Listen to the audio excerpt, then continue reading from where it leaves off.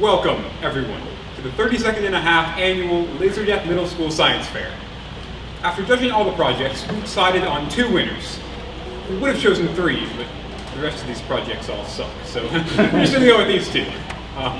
Our second place winner and recipient of consolation prize is Jed Gumshoe, who created a car that runs on nothing but carbonation.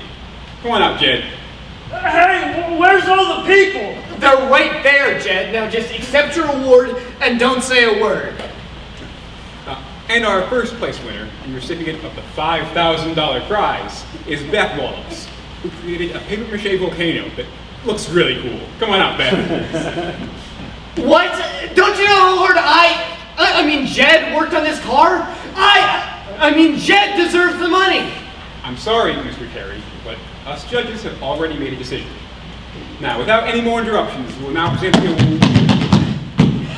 award. Lee, what are you doing? Sorry I'm late, but somebody stole my science fair project and I've been looking for it all day. You must be Mr. Cornwallis.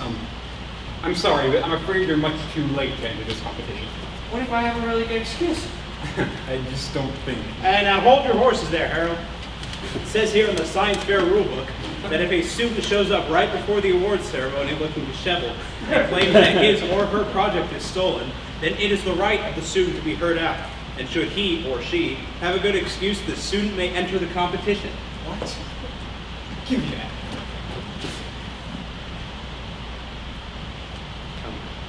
That is what it says, but why should we trust the mere word of a student? Come on, hear him out. Lee's my best friend. He's one of the most trustworthy guys I know. Please, can we hear his story? All this science stuff is really boring. Hey! My project is interesting. Listen, I'm not one to pick favorites, but... Yes, you are. Shut up. Anyway, Lee's in my class, and he's probably the worst student I have. He always shows up late, he never puts in any work, and... he always smells like cilantro. I don't know what's up with that, but it seems suspicious. That's not Lee you're talking about, Mr. Terry. You're talking about Jed. He's the one who never does any work. Darn, I thought I had him. Hey, did I miss something? Oh, nothing except for the 5th grade. I think I'm offended by that. Maybe you would know if you were offended by it if you used your brain to do anything other than seeing how far you can stick a pin up your nose. Guys! Can I start telling my story so I can win this prize? I need this money by tomorrow morning so I can pay my tuition for Guardsworth Academy. All right, Mr. Lee, give us your best excuse, but no promises that you'll win.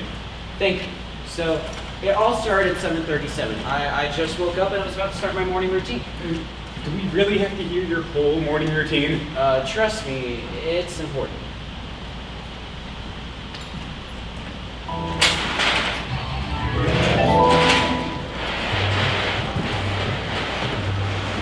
So, I got out of bed, did a few stretches to get my blood moving.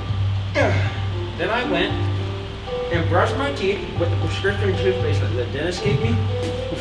But then I realized I hadn't had breakfast yet, so everything was gonna taste weird. But I buckled down, ate my sausage and overcooked eggs without complaint. I did touch my orange juice though, which is kind of weird for me because I love orange juice. But I feel like we already talked about the whole toothpaste thing, and I think we all know that toothpaste and acid don't exactly mix. Anyways, I'll skip over me getting dressed, because we do not need to see that. And I was just on my way to school when my mom so tenderly reminded me that. Your science project is today. Don't forget it. I won't, Mom. Mom! Mom! Mom! Listen, Jeffrey Cornwallis, you do not speak to me Mom, where's my science fair project? I can't find it. I put it in the garage. Thank you. Bye, sweetie. Have a nice day. Bye. So as I made my way down to the garage, I realized it was a lot cooler than normal, which was strange because ever since we installed the automatic thermostat, Dad won't even let us leave the fridge door open longer than 9 seconds because the thermostat will automatically turn the heat on and he has no idea how to turn it off. So I thought it was strange if somebody had left a window or a door open long enough to let all the cold air in. But as I made my way into the garage, I realized what it was. The garage door was open and my project was nowhere to be found, which means somebody stole my project to keep me out of the science fair. Really? That's the only explanation for what happened? Yeah. Mr. Judge, sir, clearly now you can see that Lee is not the sharpest spoon in the microwave. Mr. Terry, I'll have you know, my name is pronounced Judd. It's Polish. And would you please let Mr. Cornwallis finish? Thank you, Mr. Judd. Yes, my project being stolen is the only explanation for the events that have transpired. For one, my family knows not to keep the garage door open, especially after the hairdryer incident. No! And nobody moved it or wanted to keep it because it was painted with paint produced in the 90s. So it is so disgustingly neon, it would give you a terrible headache if you looked at it for too long, which means somebody stole my project to keep me out of the science fair. You know, you seem a little too confident that you're even gonna win this science fair. There are a lot of other great entries, like, say, that car that runs on carbonation. And there are a lot of people who could use the money a lot more than you, say, to help pay off their student debt, because majoring in Italian pit bull massage therapy was the worst mistake of somebody's life. Jeez, Mr. Terry, would you just let Lee finish his story? Finish it? He hasn't even started it. It's been like 5 minutes, and all he's talked about it is his toothpaste and his thermostat. Well, I could probably get through it a lot faster if you would stop interrupting me so much. Yes, if you would so kindly be quiet so we can get on with this story. All right, would you all please get out of my flashback so I can finish telling my story? Please! Thank you. So yes, my project being stolen is the only explanation for the events that have transpired. Fun fact, my family doesn't drink soda. So imagine my bewilderment when I beheld a big brown bottle, blah, blah, blah, blah, blah. Sorry, I'm usually a lot better at alliteration. When I found a big puddle of soda by the garage door, which means the thief must have liked soda. Hey, Mr. Terry had soda! Jet, you need to shut up or our deal is off. Okay. So the culprit must have liked soda a lot. Or why else would you bring a can of soda to steal something? Aha! How do you know it was in a can and not a thermos or a flask or a water cup they filled with soda when the cashier wasn't looking? Only the true culprit would know the container that the soda was in, which means you're making all this up. I was literally about to say the next thing that I found was a tab to a soda can. Seems convenient.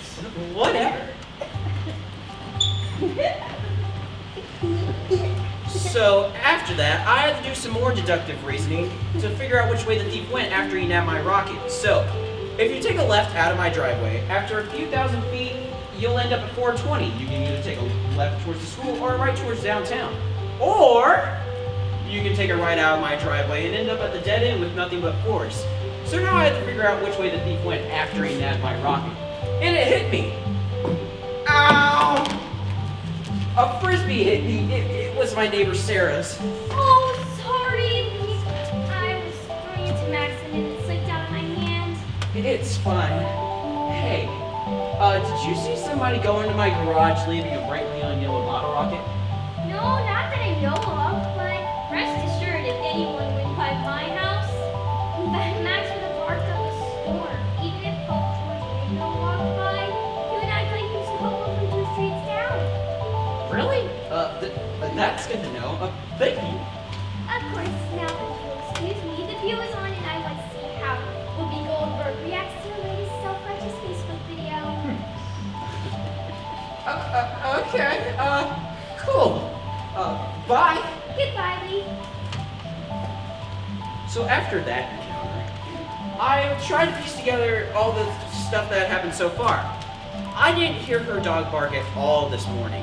And since Sarah's house is on the left, the thief must come from the right and Max wouldn't have noticed. So I started down the street, hoping that the thief had polio or something and wasn't too far down the street, but no such luck. I hate to be that guy, but I think Mr. Terry is right.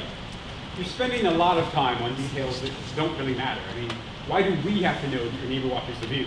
Well, you see, today's been pretty hectic, so I haven't had a chance to piece everything together.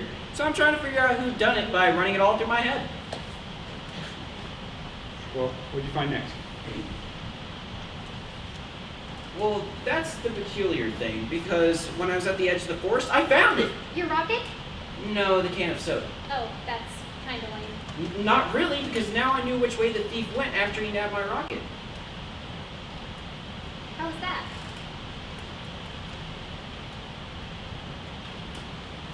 Yeah, but there was one peculiar thing, that the can had brown hair on it. How was that peculiar? Maybe an animal was walking by and got its fur caught. You know, I was thinking along those very lines, but I don't think it was animal hair.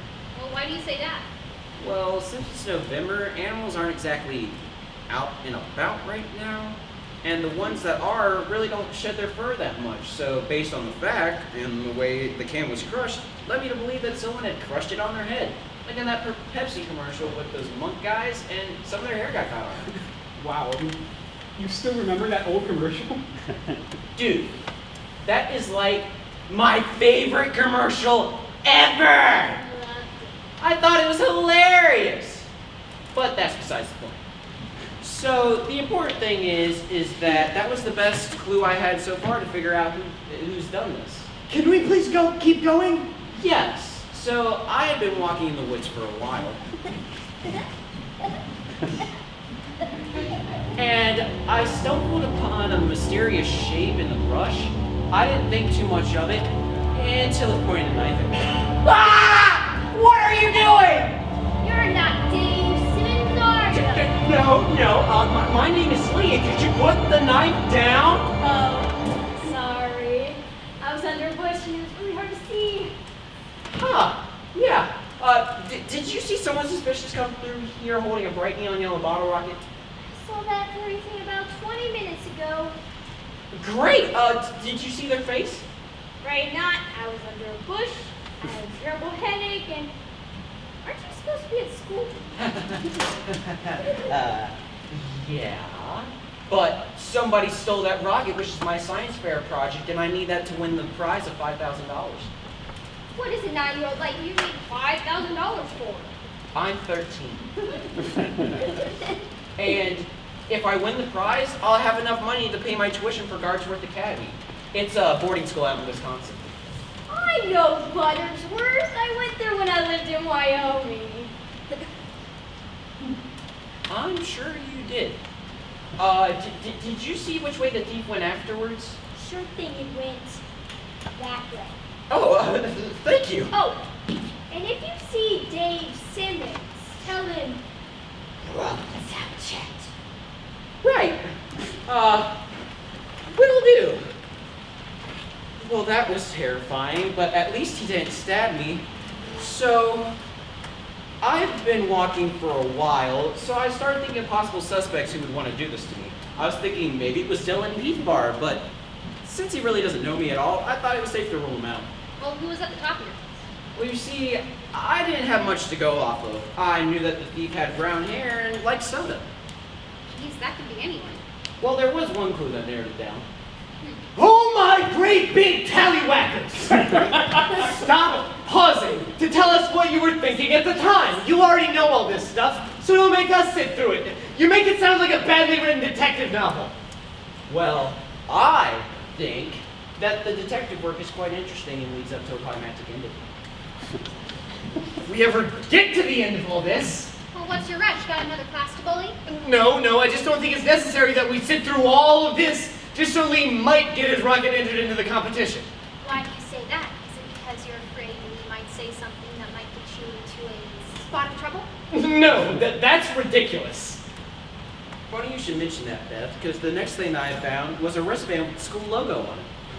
My oh my, this is getting interesting.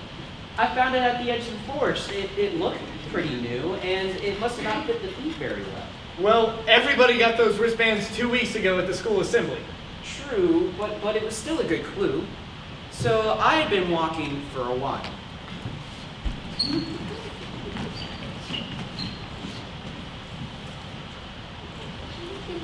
And I stumbled upon an old gas station, so I went inside to see if anyone suspicious had came through lately.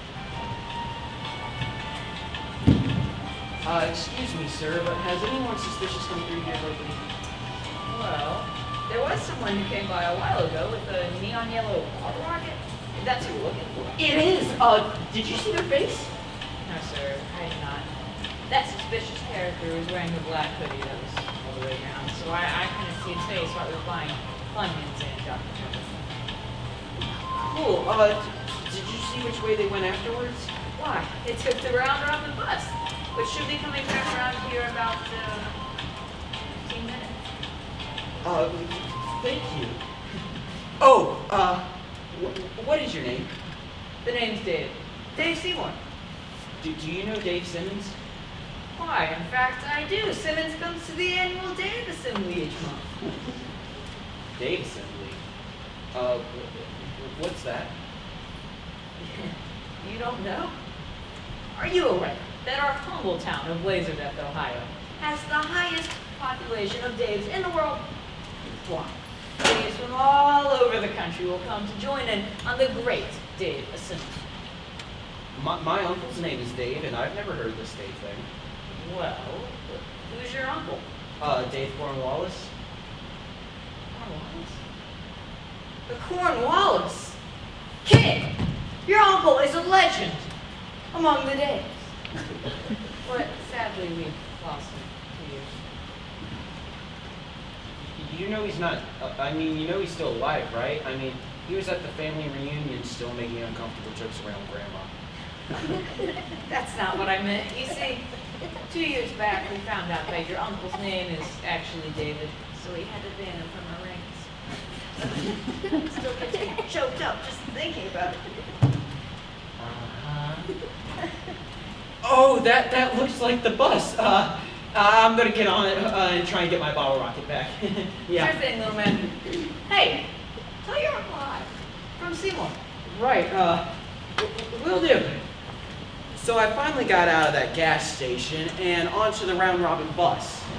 When I got on, nobody was on except for the bus driver, so I started my usual spiel. Excuse me, sir, but have you seen somebody suspicious come on here holding a bright neon yellow bottle rocket? Yep. Somebody like that got off in the last stop before this one. What stop would that be? The Old Town Dump. Great, could you take me there? Sorry, kid. We'll be back around there in about half an hour, but I got a schedule to keep. In the meantime, just sit back and try not to make eye contact with Jerry. Jerry? Who's Jerry?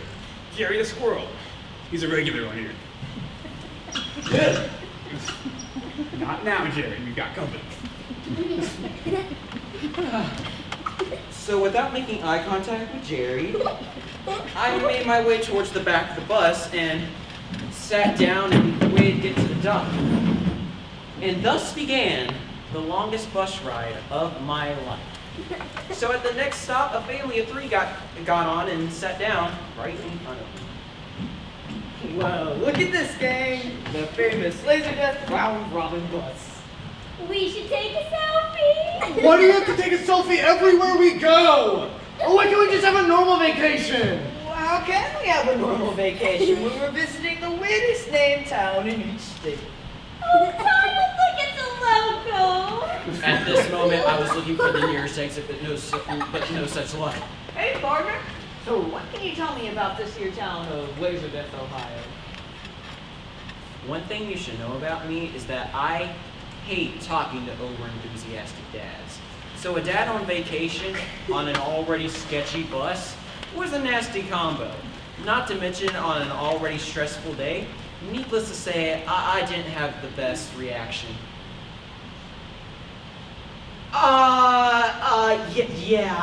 It's a town and There's a Taco Bell down the street. Thank you. So, what do you say, gang? Should we hit that Taco Bell? Oh, how exotic. Yeah, whatever. I just want to get off this crummy bus. I can't believe how ungrateful you are. Kids your age don't get experiences like this. You should be grateful. I wish I was one of those kids. I'm gonna go to the front of the bus. Make sure you don't make eye contact with the squirrel. Yeah, okay. I can't believe how ungrateful he is after all this money we spent on him and this trip. Honey, I'm sure you'd be a lot more grateful if you weren't so hard on him all the time. Well, this trip was your idea. Yes, I know, but if you just let him enjoy it in his own way instead of telling him how to enjoy it. Well, I was just trying to make this stupid idea for a trip fun. And that was way too uncomfortable. So I tried to zone out the family drama, and luckily the family of 3 got off at the next stop. And a chipper-looking man got on, and of course, sits down right in front of me. So I did what everyone else in this situation would do. Eyes glued to the floor and pretend like you didn't notice anybody. But of course, that didn't stop this man from initiating conversation. Howdy!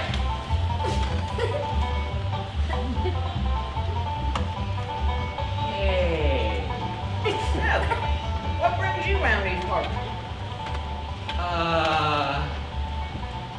I live here.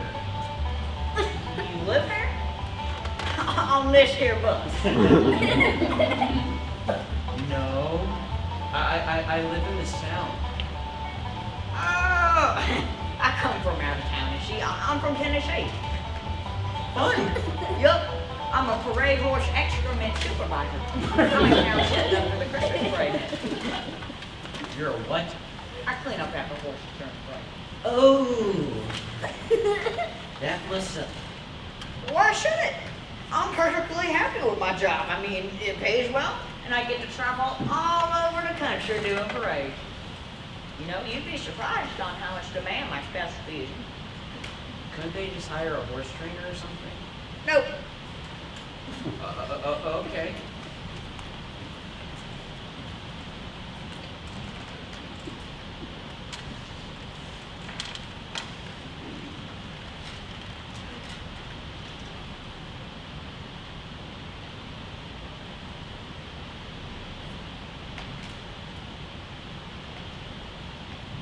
So, what's your favorite ice cream flavor? You know, I like the one with the Reese's Cups and... Oh! Hi, Jerry. Harry, you quit harassing those fine people. No, they did not have any of their love for them at this moment. Now, get up here, Rosen. So the rest of the bus ride went like this. The chipper-looking man forced conversation. So, who's your favorite golden girl? After forced conversation. What's your favorite Eastern European political shaker? What? Until we stopped at the hotel that the chipper-looking man got off at. With the good must come the bad.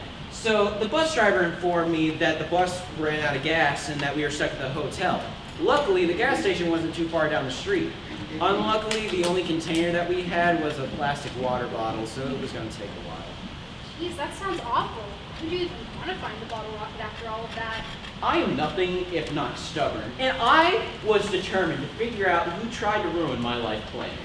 Yeah, that's fair. Well, what did you do when the bus goes down? Oh, I know. The wheels on the bus go round and round, round and round, round and round. The wheels on the... Thank you, Jeff. That's enough. So, as I was saying, I was going to try and relax while nobody was on the bus, but I looked at the seat next to me and saw an empty Funyuns bag and what was presumably Dr. Pepper. I mean, I'm getting nowhere near a wet spot on public transportation. I mean nowhere. But it was safe to say that it was Dr. Pepper, which got me thinking, Who would want to, why would someone do this to me? Well, it was someone who wanted to win the prize money and saw you as a threat. There, I solved your whole conundrum. But there's so many easier ways to sabotage my project than steal. Like what? They could have poked a hole in it, or cut the fins off, or replaced the solid fuel core with Play-Doh. There's so many ways you can screw this up. Yeah, Mr. Terry, why didn't we do that instead of Jed, please, shut up now. So then, why would someone steal it?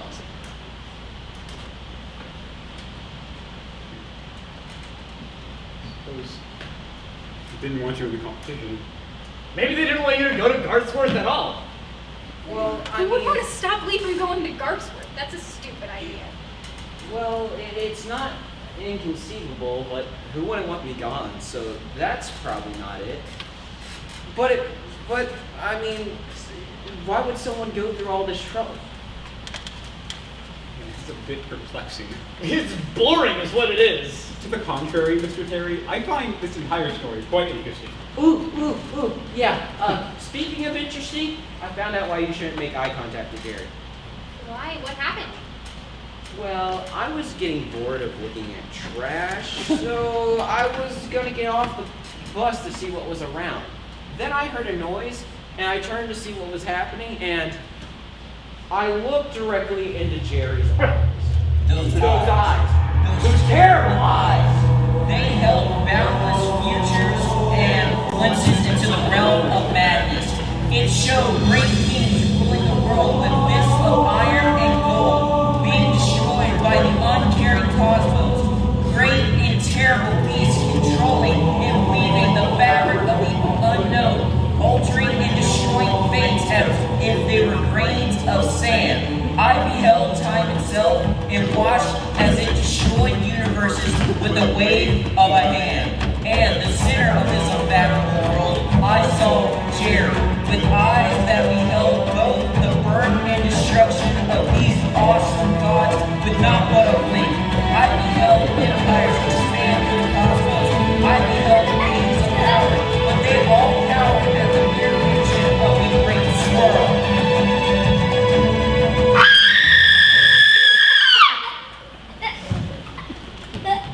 And then I passed out. Do you need to see the nurse? You need a psychologist, kid. No, I'm fine. It's just an experience like that stays with you for a while. I don't think I could ever forget it. Are you sure you're okay? Yeah. So as I was saying, I saw a world of fire wrapped in smoke, which was also wrapped in a great sea. Not a great sea of water, oh no! But a sea of stars, which was also wrapped in a world of fire and smoke that was too wrapped in a sea of stars. Now I saw Jerry and learned that the sea stars were really his food for the great slumber. And as Jerry slept from his, the old gods died, from his dreams new ones were created. I beheld... Would you knock it off?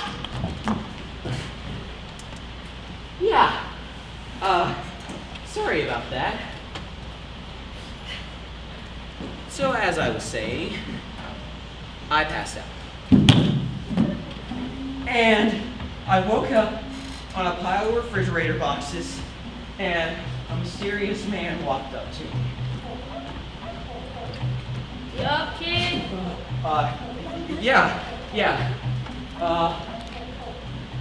Where am I? We're at the old town dump, of course. Great, but I was on a bus a few minutes ago. Hey, great tea, kid, but you've been here for a while.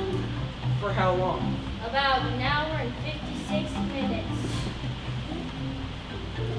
So you're telling me you let me lay on these refrigerator boxes for 2 hours and did nothing? Look, kid, I don't get paid enough to take care of strange men bringing strange children in company time. I guess that was the bus driver. I guess that was nice of him. My brakes are gonna stop. Hey, did you see someone suspicious come through here holding a bright neon yellow bottle rocket? Yeah, a strange figure gave me something like that. I put it in the yellow neon pile in my EVs. Thank you.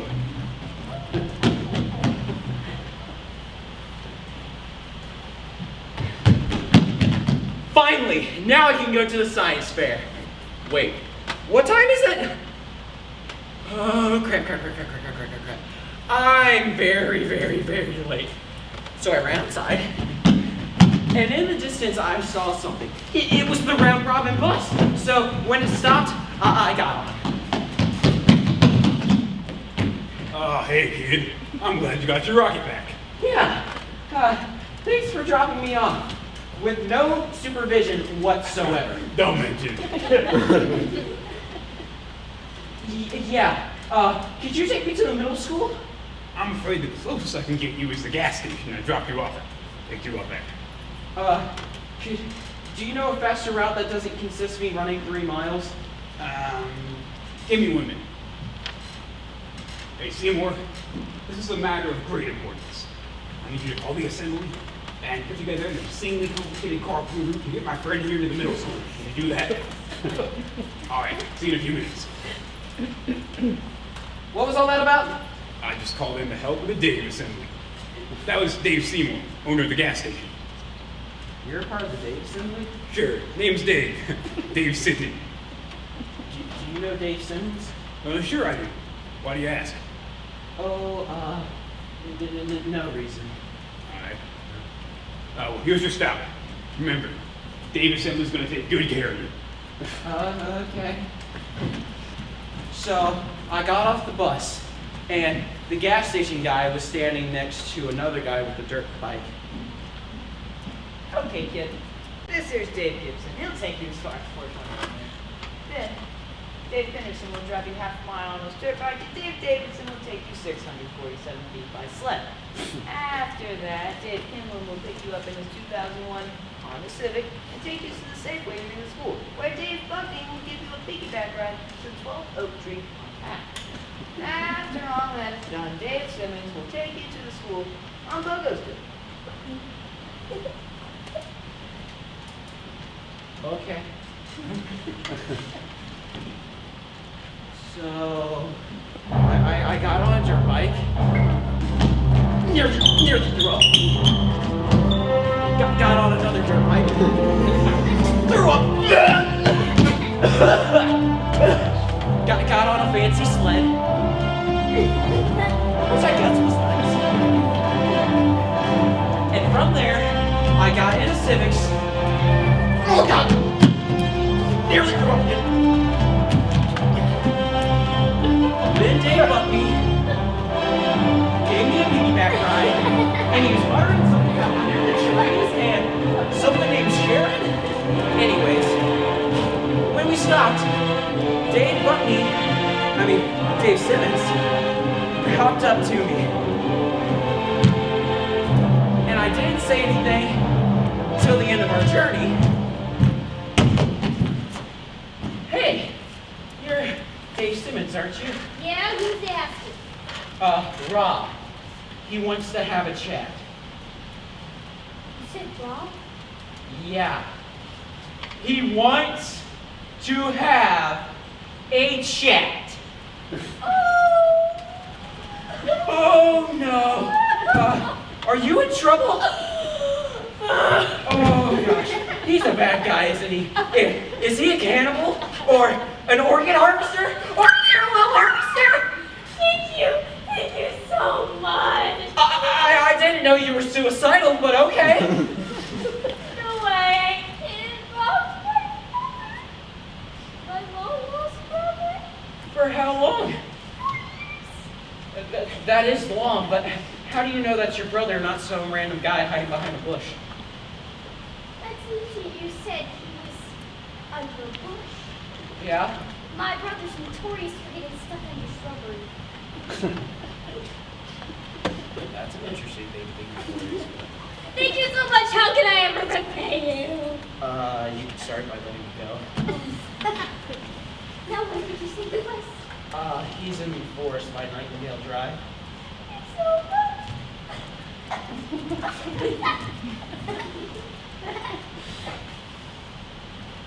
So after that,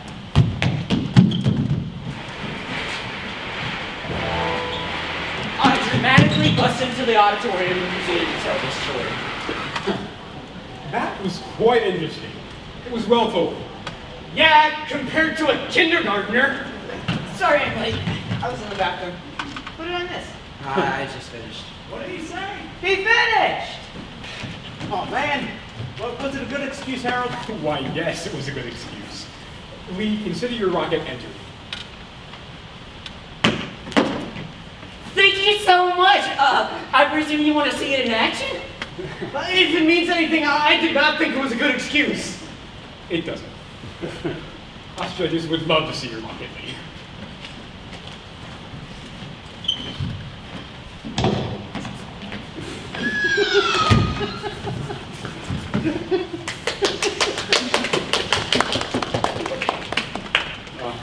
Apologies, Miss Beth, but we're going to have to give the prize to Lee. Yeah, I understand.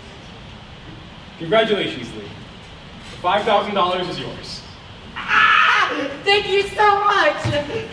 I was so close to paying it off without interest.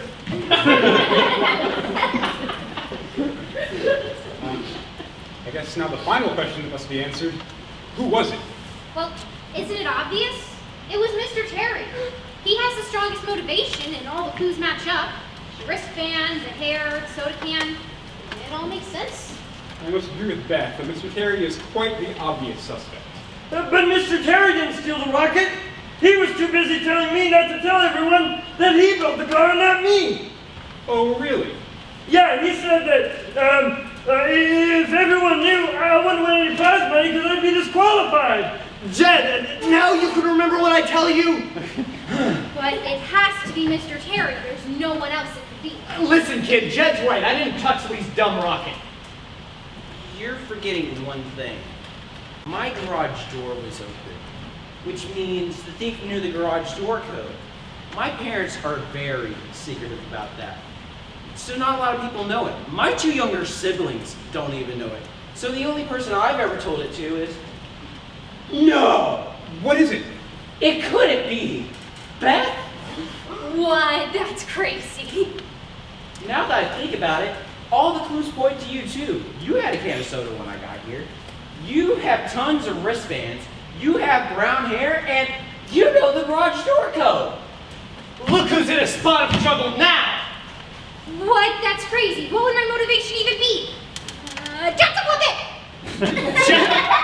Jed is not a puppet. He's a puppet. He's made of felt. No, he isn't. She's right, Mr. Terry. I am a puppet. You made me in grade school, don't you remember? Jed, what are you talking about? I'm a piece of your childhood.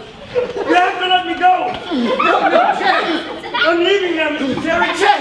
No, don't leave me. I can see the light. No, Jed. I love you, Mr. Terry. Jed, no. Why, Jed?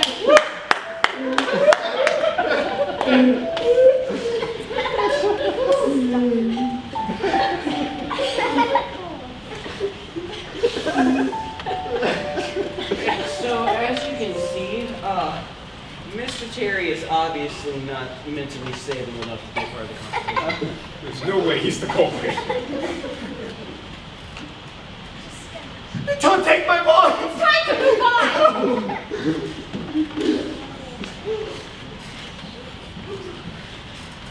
Yeah, it was me. I'm sorry, Lee, I really am. But I knew that if you won, you would use the money to go to Garthsworth. And you're my best friend. I'm just not ready for you to leave just yet. And I know what I did was wrong and selfish, and that you probably won't forgive me. But you're basically my only friend, and I'm just not ready for you to go. I feel the same way, Ben. I mean, you gave me one of the best adventures of my life, so thank you for that. But, and Beth, I feel the same way, but this is something I have to do. But we'll still keep in touch, and I'll visit as much as I can, but Garthsworth is something I really want to do. I hope you understand. I understand, but I still don't want you to go. It doesn't matter if I'm here. It matters if I'm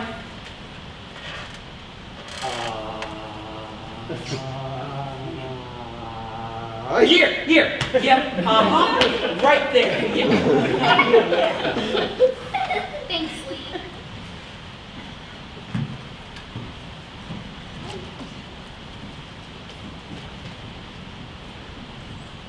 Oh my gosh, that was adorable. And thus concludes the 32nd and a half annual Laserdetch Middle School Science Fair. Thank you all, and good night. What? We had to sit through that whole story, and that's how you end it? Good night? I was promised a climactic ending, dang it. Oh well.